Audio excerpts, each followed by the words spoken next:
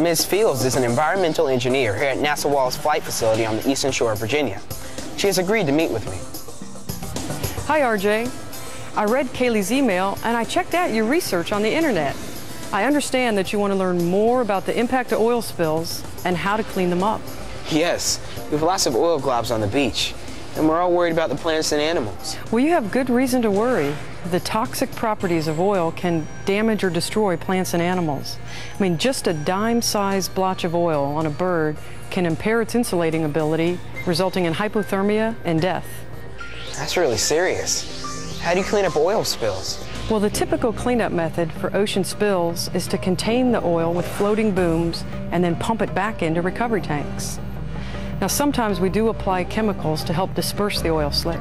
Oil has made a mess of our beach. I can only imagine. And people don't want to go to a beach that's full of oil globs. Watch how a little oil spreads out, creating a slick on the water.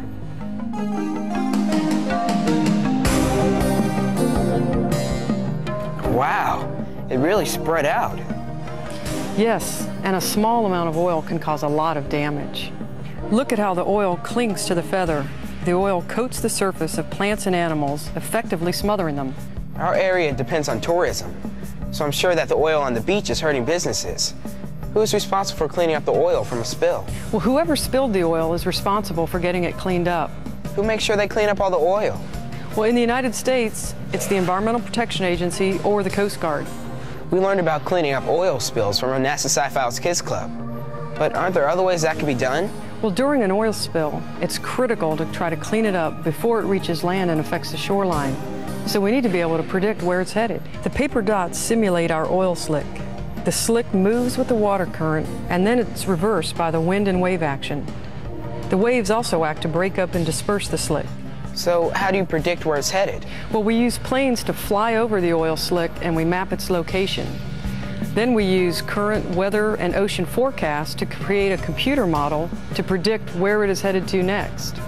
We also use satellites to track which way the oil spill is going to go. If the oil is at sea, why don't you just let nature take its course and clean it up? Well, waves will gradually disperse the oil, but it can take a long time depending on the amount spilled.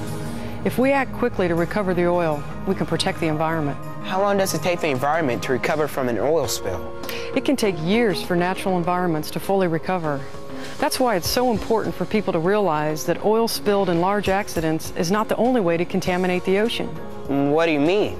Well, the everyday buildup of small spills and debris can have a significant impact. Stormwater flows over parking lots and streets, and it carries the oil into rivers and streams when it ends up eventually in the ocean. I never thought of that. I guess that's why it's so important to recycle after you change the motor oil in your car. Yes, and it's also helpful if there's a buffer zone of vegetation that can trap some of the pollutants. Looks like we have our work cut out for us. The oil that's on the beach is from natural seepage, so I guess each city will have to clean its own beach. I'm sure they'll be looking for some good volunteers. Yes, and I know of 6 volunteers who can help in the beach cleanup. Thanks, Ms. Fields. You're welcome. Do you know where I can find Dr. Moisen? I sure do. Come on.